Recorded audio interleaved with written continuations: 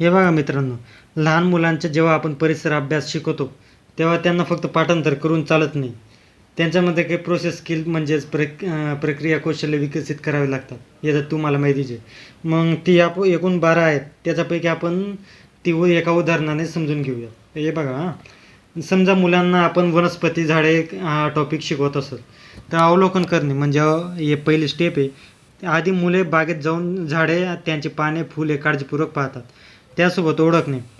ते काय आहे, ती पाने पाहून मुले ओळखतात की हे कडुलिंबाचं पान आहे की गुलाबाचं पान आहे. त्यासोबत माहिती गोळा करतात. म्हणजे माहिती गोळा करणे. मुळे वेगवेगळी पाने जमा करतात किंवा त्यांची चित्र गोळा करतात. त्यासोबत नोंद करणे. म्हणजे माहिती मुले आपल्या वहीत लिहून घेतात आणि त्यानंतर ते नोंदवत असतात. त्यासोबत जे आपला पुढचा भाग येतो भेदभाव फरक करणे. मुले 2 पानांमध्ये फरक समजून घेतात. उदाहरणार्थ हे पान मऊ आहे की खडबडीत आहे की एकदम फाटलेलं फुटलेलं आहे, ते आपण भेदभाव समजू शकतात ते मुलं. हे आपल्याला माहिती आहे. त्यासोबत तुलना आणि वर्गीकरण करतात. म्हणजे मुले पानांच्या आकारावरून किंवा रंगावरून त्यांचे गट पाडतात, वर्गीकरण करतात म्हणजे सोप्या भाषेत. ओके. मग त्यानंतर सहसंबंध प्रस्थापित करतात. म्हणजे मुले विचार करतात की ज्या झाडांना जास्त पाणी मिळते किंवा जास्त हिरवी आहेत, म्हणजे 2 गोष्टींमध्ये संबंध शोधतात. त्यासोबत हे करतात. ते काय ते म्हणजे कल्पना करणे किंवा पूर्वानुमान. म्हणजे जर 2 दिवस झाडाला पाणी दिले नाही तर काय होईल असा अंदाज मुले लावत असतात. त्यासोबत समस्या ओळखणे व उपाय सुचवणे. त्याचा बघा, बागेतील काही झाडे सुकत आहेत ही समस्या ओळखणे आणि त्यांना रोज पाणी दिले पाहिजे हे उपाय ते सुचवत असतात. आणि म्हणजे संरक्षण करणे. ते मुले आजूबाजूच्या जे लोकांकडून जाऊन विचारतात की ते झाडांची काळजी कशी घेतात. ओके. आणि शेवटचा 11वा आणि 12वा काय आहे, निष्कर्ष काढतात आणि क्षेत्र भेट देतात. म्हणजे काय, या सर्व अभ्यासावरून मुले निष्कर्षापर्यंत पोहोचतात की झाडांना जगण्यासाठी सूर्यप्रकाश आणि पाण्याची गरज असते. आणि क्षेत्रभेट म्हणजे काय, या सर्व प्रक्रियेसाठी सर्वात बेस्ट पद्धत कोणती असते तर ती फील्ड व्हिजिट म्हणजे क्षेत्रभेट असते. मुलांना बागेत प्रत्यक्ष किंवा जंगलात घेऊन जाणे हा म्हणजे याच्यात महत्त्वाचा भाग असतो. आणि हे सर्व काय US मधील प्रक्रिया कौशल्य. हे मुलं अशा प्रकारे या 12 प्रक्रियात यांच्याद्वारे आपलं एखादं शिकत असतात. ओके.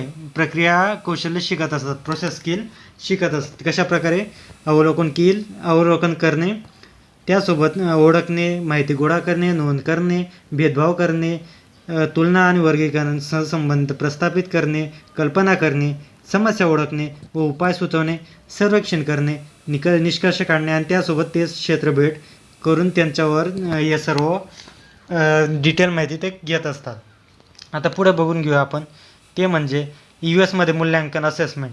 तर काय आता हे बघा, CCA म्हणजे काय, सतत आणि सर्वंकष मूल्यमापन. US मध्ये मुलांचे मूल्यमापन सतत म्हणजे कंटिन्युअस झाले पाहिजे. फक्त वर्षाच्या शेवटी परीक्षा घेऊन नाही. यामध्ये मुलांचं तार्किक, विश्लेषणात्मक आणि संश्लेषण म्हणजे सिंथेसिस कौशल्यांचा चाचणी घेतली जाते. मुलांचा विचार करण्याची पद्धत कशी आहे हे पाहिली जाते. NCF 2005 नुसार आपल्याला मूल्यांकन संकेत, इंडिकेटर्स आपण पाहण्यात भेटतात. ते म्हणजे कोणते तर ते आहे NCF 2005 सांगते की मुलांचे मूल्यमापन करताना खालील गोष्टींकडे लक्ष द्यावे. ते म्हणजे काय, मूल कसे अवलोकन करते आणि रिपोर्ट करते. मूल चर्चा करते का, वर्गात आपले मत मांडते का, किंवा मुलाला गोष्टीचे वर्गीकरण आणि समानता ओळखता येते का, मूल स्वतः शोध आणि प्रयोग करते का, तसेच सामूहिक कार्यात त्याचा सहभाग आहे का. अशा प्रकारे जे असतात ते याच्यात सांगितलेलं आहे. ओके. NCF 2005 नुसार मूल्यांकनाचे संकेत किंवा इंडिकेटर्स हे दिलेले आहेत. आता शिक्षकाची भूमिका काय आहे, तर अध्ययनासाठी अनुकूल आणि सार्थक वातावरण देणे. काय आहे, अध्ययनासाठी अनुकूल आणि सार्थक वातावरण देणे, समाजासोबत आंतरक्रिया करण्याची संधी देणे. शिक्षक केवळ शिक्षक नसून सहपाठी, कोरल म्हणजे त्यांच्यासोबत तुम्ही अभ्यास करणारे आहेत असं त्यांना वाटायला हवं. अशा प्रकारे शिक्षकांची भूमिका असायला हवी. मला माहीत नाही, मी शोधून सांगेल, हा दृष्टिकोन सकारात्मक आहे. सतत नवीन शिकणारा शिक्षक हा कायम प्रभावी शिक्षक किंवा चांगल्या क्वालिटीचा शिक्षक बनत असतो. हे तुम्हाला लक्षात द्यायला हवं. आता पहा, एक सुवर्ण वाक्य म्हणजे काय, वर्गात जर मुलाने अशा प्रश्न विचारला ज्याचे उत्तर शिक्षकाला माहीत नाही तर शिक्षकाने अगदी पॉझिटिव्हली सांगितलं पाहिजे की मला माहीत नाही, मी शोधून सांगेल. याचा हा अर्थ तो असतो. आणि हा दृष्टिकोन सकारात्मक आहे, कारण मुलांनाही वाटते की हे आपल्यामधलंच व्यक्ती आहे किंवा आपला सहभागी आहे, म्हणून त्यांना आपल्या शिकवण्याविषयी आकर्षण निर्माण होत असतं. आता आपण महत्त्वाच्या शिक्षण पद्धती बघून घेणार आहोत. त्याचं टीचिंग मेथड्स म्हणजे पार्ट 1मध्ये आपण बघून घेऊ. अवलोकन पद्धत ती काय असते, ऑब्झर्वेशन मेथड आपण इंग्लिशमध्ये म्हणतो, हिंदी में भी अवलोकन पद्धत ही बोलते हैं. उसमें क्या होता है, योजना आणि तयारी म्हणजे प्लॅनिंग, प्रत्यक्ष निरीक्षण असतं, त्याचं ऑब्झर्वेशन होतं, त्यासोबत विश्लेषण आणि स्पष्टीकरण होतं म्हणजे ॲनालिसिस होतं, आणि निष्कर्षाचं सामान्यीकरण होत असतं. अशा प्रकारे हे 4 टप्पे याचे होत असतात. कशाचे, आपल्याला बघतात ते अवलोकन पद्धतचे. ओके. त्यासोबत दुसरे असते क्षेत्रभेट भ्रमण पद्धत. त्याच्यात उद्दिष्ट निश्चित करणे, कार्यक्रमाची योजना आखणे म्हणजे प्लॅनिंग करणे, मुलांना थोडक्यात माहिती देणे म्हणजे ब्रीफिंग, आणि प्रत्यक्ष अवलोकन म्हणजे ऑब्झर्वेशन, आणि कार्याचं मूल्यमापन हे म्हणजे इव्हॅल्युएशन आपण म्हणू शकतो. हे सर्व कशाचं असतं, क्षेत्रभेटची प्रक्रिया असते. पुढे असतं प्रकल्प पद्धत. प्रकल्प पद्धतमध्ये काय असतं, जनक म्हणजे क्रिएटर, कोण आहे याचे प्रकल्प पद्धतचे, तर किलपॅट्रिक म्हणजे जॉन ड्यूईचे शिष्य आहे ते. फायदे काय आहे, रचनात्मक आणि सामाजिक गुण, आनंददायक कौशल्य विकास, असे याचे प्रकल्प पद्धतचे फायदे आहेत. टप्पे कसे असतात, उद्दिष्ट असतं पहिले, त्या उद्दिष्ट आपल्याला ठरवावं लागतं, त्यानंतर प्रकल्प निवडावं लागतं, मग रूपरेषा मांडावी लागते म्हणजे ब्ल्यू प्रिंट आपण इंग्लिशमध्ये त्याला म्हणतो, नियोजन म्हणजे प्लॅनिंग करावे लागते, त्यानंतर अंमलबजावणी म्हणजे एक्झिक्युशन, त्यानंतर मूल्यमापन म्हणजे इव्हॅल्युएशन होत असतं. त्यासोबत चौथी आहे समस्या निराकरण पद्धत. याच्यात प्रॉब्लेम सॉल्विंग इंग्लिशमध्ये आपण म्हणू शकतो. जनक हे सॉक्रेट्स म्हणजे सॉक्रेटिस, हे आठवण ठेवायचे, कोणी जनक याचं समस्या निराकरण पद्धतीचं सॉक्रेटिस. तर फायदे काय, विद्यार्थी केंद्रित आहे, लवचिक आहे, टीमवर्क, सन्मान आणि सहयोग वाढवतं, आणि शिक्षक समर्थक मार्गदर्शक असतो. या पद्धतीमध्ये शिक्षक समर्थक आणि मार्गदर्शक असतो. टप्पे कसे असतात, समस्या ओळखणे, त्यासोबत सादरीकरण, त्यानंतर असतं संभाव्य उपाय, चौथं असतं विश्लेषण, मग असतं कृतीवर चर्चा, मग असतं निकालांचे मूल्यमापन. अशा प्रकारे समस्या निराकरण पद्धतीचे टप्पे आपल्याला पाहण्यास भेटतात. आता पाचवी असते छोटे गट चर्चा, म्हणजे 3 ते 6 व्यक्तींचे लहान गट निर्माण करून त्यांना एक मुद्दा द्यायचा, आणि त्याच्यावरनं तुम्ही प्रॉब्लेमचं उत्तर सोडू शकतात. ओके.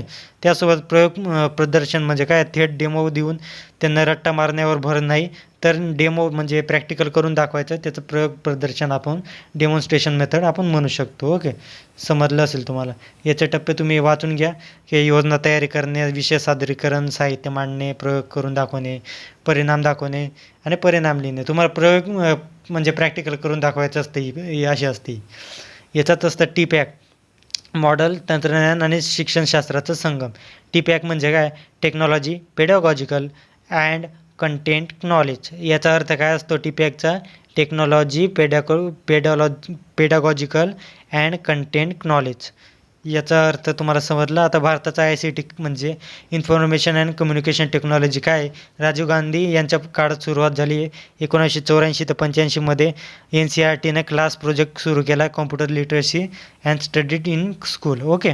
महत्त्वाचे ॲप्स कोणते आहेत, तर दीक्षा ॲप आहे, digital infrastructure fast knowledge sharing, आणि निष्ठा आहे याचं national initiative for school heads and teacher holistic programme.